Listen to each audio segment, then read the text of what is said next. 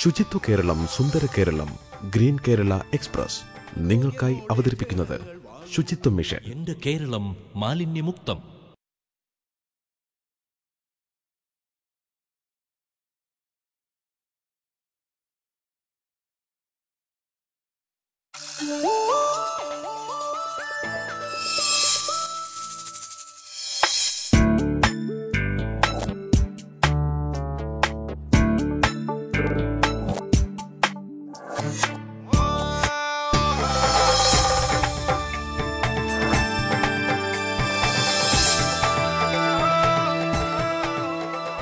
നമസ്കാരം.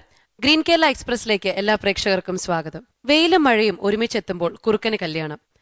കേരളത്തിൽ മാത്രമല്ല, ജപ്പാനിലും കുറുക്കൻ കല്യാണം കഴിക്കുന്നത് വെയിലും മഴയും ഉള്ളപ്പോഴാണ്. കുറുക്കന്റെ കല്യാണം ഒളിച്ചു കണ്ട കുട്ടിയുടെയും കുറുക്കനോട് മാപ്പ് പറഞ്ഞിട്ട് തിരിച്ചു വീട്ടിൽ കയറിയാൽ മതി എന്ന് ശാസിക്കുന്ന അമ്മയുടെയും കഥ ജപ്പാൻകാർ കുറുക്കൻ കല്യാണം എന്ന പേരിൽ സിനിമയാക്കിയിട്ടുണ്ട്. ഈ കഥ നമുക്ക് പറഞ്ഞു തരുന്നത് ഭൂമിയിലെ എല്ലാ ജീവജാലങ്ങൾക്കും അവരുടേതായ നിയമങ്ങളും സ്വകാര്യതകളും ഉണ്ടെന്നാണ്. ഗ്രീൻ കേരള എക്സ്പ്രസിന്റെ മറ്റൊരു അധ്യായം കൂടി ഇവിടെ ആരംഭിക്കുകയാണ്. എല്ലാ പ്രേക്ഷകർക്കും ഒരിക്കൽ കൂടി സ്വാഗതം.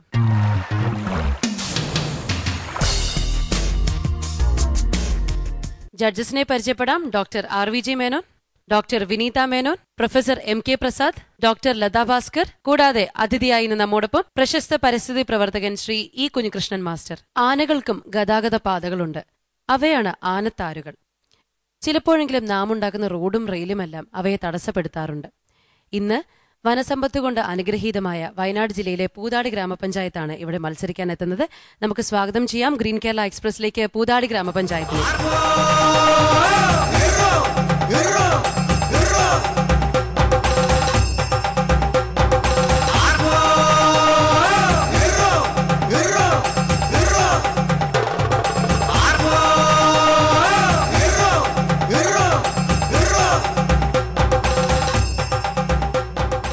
പൂതാടി ഗ്രാമപഞ്ചായത്തിൽ നിന്നും ഇന്ന് നമ്മോടൊപ്പം എത്തിയിരിക്കുന്നത് panchayat president Shri KK Viswanathan master, വികസനകാര്യ standing committee chairman Shri K Alikunju, വിദ്യാഭ്യാസ working group chairman Shri KJ Devasia, കൂടാതെ NREGA engineer Shri TS Muraleedharan എന്നിവരാണ്.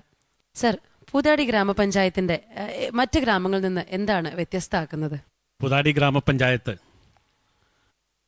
വയനാട് ജില്ലയിൽ സുൽത്താൻ ബത്തേരി താലൂക്കിൽപ്പെട്ട പഞ്ചായത്താണ്. പഞ്ചായത്തിൻ്റെ 3 ഭാഗങ്ങളും വനത്താൽ ചുറ്റപ്പെട്ട് കിടക്കുന്ന പ്രദേശമാണ്. കൂടാതെ കർണാടക അതിർത്തിയോട് ചേർന്ന് കിടക്കുന്ന ബന്ദിപ്പൂർ വന്യജീവി സംരക്ഷണ മേഖലയിൽ ചേർന്ന് കിടക്കുന്ന പ്രദേശമെന്ന പ്രത്യേകത കൂടി അതിനുണ്ട്. മധ്യ തിരുവിതാംകൂറിൽ നിന്ന് കുടിയേറി പാർത്തിട്ടുള്ള കർഷകരും അതോടൊപ്പം തന്നെ മലബാർ മേഖലയിലെ ജില്ലകളിൽ നിന്ന് കുടിയേറി പാർത്ത കർഷകരും ആദിവാസികളും സാധാരണക്കാരായ തൊഴിലാളികളും ഇടത് കലർന്ന് ജീവിക്കുന്ന പഞ്ചായത്താണ് പൂതാടി. നമുക്കപ്പം പൂതാടി ഗ്രാമപഞ്ചായത്തിന്റെ ഇടവഴികളിലൂടെ ഒന്ന് സഞ്ചരിക്കാം അല്ലേ?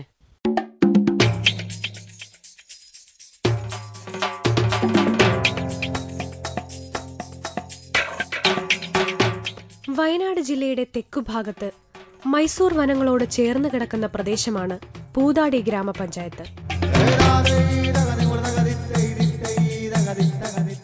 കേരളത്തിലെ മലനാട്ടിൽപ്പെട്ടതാണ് ഈ പ്രദേശം.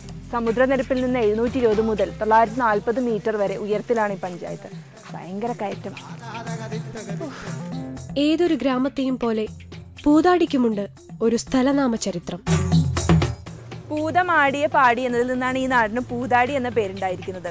ആ സങ്കല്പത്തിൽ ഈ ഭഗവതി ക്ഷേത്രത്തിൽ എല്ലാ വർഷവും തുലാമാസം 8-ാം തീയതി മലയ സമുദായക്കാർ ഭഗവതി തിറകെട്ടി ആടാറുണ്ട്.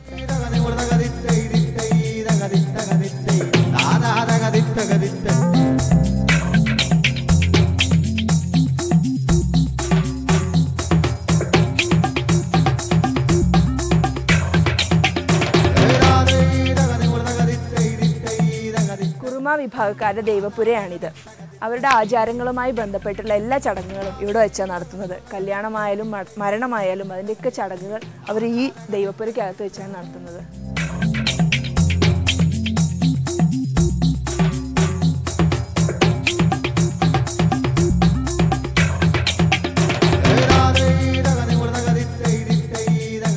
പണ്ട് ഈ പ്രദേശം മുഴുവൻ പൂതാടി നമ്പ്യാർ എന്നുള്ളൊരു ജന്മിയുടെ ആയിരുന്നു.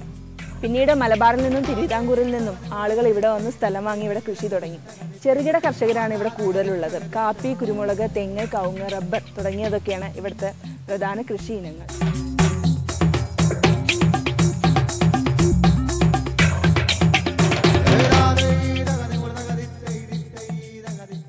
സുസ്ഥിര വികസനം എന്ന ലക്ഷ്യത്തിലേക്ക് എത്താനായി പൂതാടി പഞ്ചായത്ത് എന്തൊക്കെ പ്രവർത്തനങ്ങളാണ് ചെയ്യുന്നത്? പൂതാടി പഞ്ചായത്ത് പ്രധാനമായി മഴവെള്ള സംഭരണത്തിന് ഊന്നൽ നൽകിക്കൊണ്ട് വരും തലമുറക്ക് വെള്ളം കരുതി വെക്കുക എന്നുള്ള ഏറ്റവും ശ്രമകരമായ ജോലിയാണ് പൂതാടി പഞ്ചായത്ത് ഏറ്റെടുത്തിരിക്കുന്നത്. അതോടൊപ്പം തന്നെ കുടുംബശ്രീ സംവിധാനം കൂടുതൽ ശക്തമാക്കിക്കൊണ്ട് നമ്മുടെ വനിതകളെ സംബന്ധിച്ചിടത്തോളം ഇന്ന് അനുഭവിക്കുന്ന ദാരിദ്ര്യത്തിന് ഒരു പരിധിവരെ പരിഹാരം കാണുക എന്നുള്ള ലക്ഷ്യത്തോടു കൂടിയുള്ള ഒട്ടേറെ പ്രവർത്തനങ്ങൾക്ക് രൂപം കൊടുത്തിട്ടുണ്ട്. പഞ്ചായത്തിന് വരുമാനമുണ്ടാക്കുന്ന ഒട്ടേറെ പദ്ധതികൾ, ഷോപ്പിംഗ് കോംപ്ലക്സ് അടക്കമുള്ള കോടികൾ ചിലവഴിച്ചുള്ള പദ്ധതികളും പഞ്ചായത്ത് വിഭാവനം ചെയ്ത് നടപ്പാക്കി വരികയാണ്. പൂതാടി പഞ്ചായത്തിന്റെ വികസന ദൃശ്യങ്ങൾ കാണാം, തിരിച്ചു വരാം.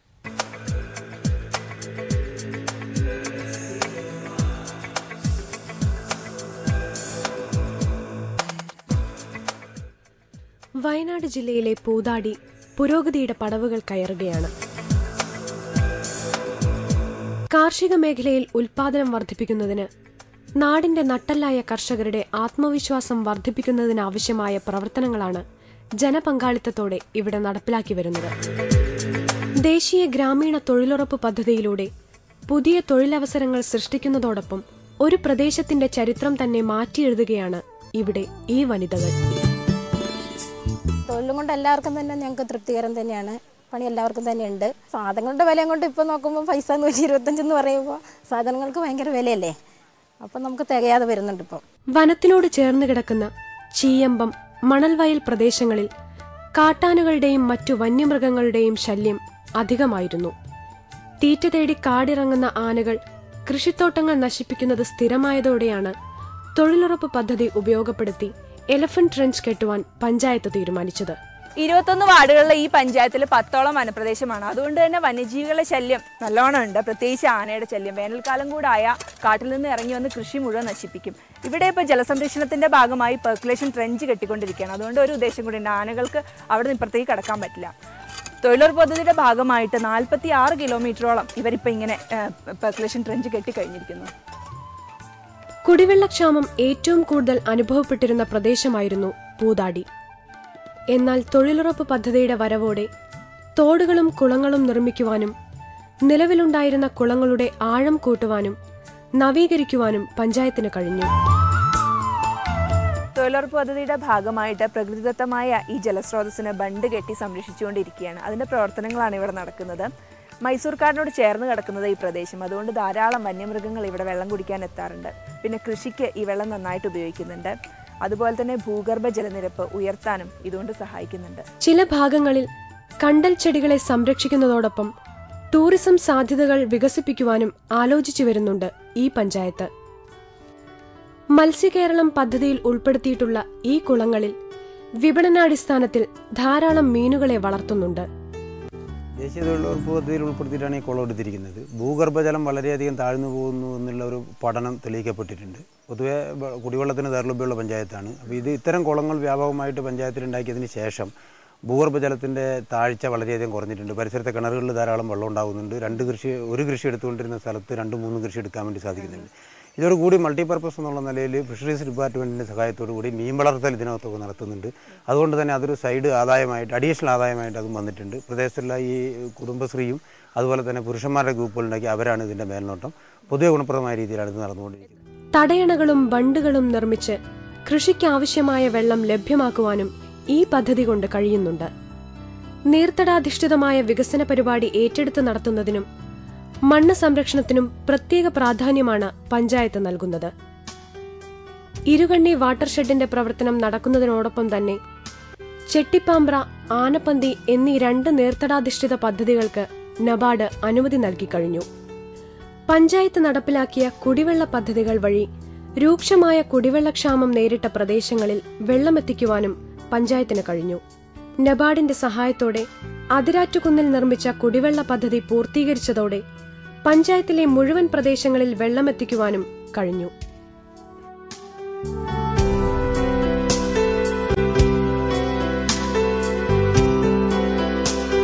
പഞ്ചായത്തിന്റെ ആകെ ജനസംഖ്യയിൽ 20% പട്ടികവർഗക്കാരാണ്. ഇവരുടെ ജീവിതം ദുരിതപൂർണമായിരുന്നു. ഓരോ കുടുംബത്തിനും വീടുകൾ നിർമ്മിച്ചു നൽകുകയും ജീവനോപാധികളായി ആട്, പശു,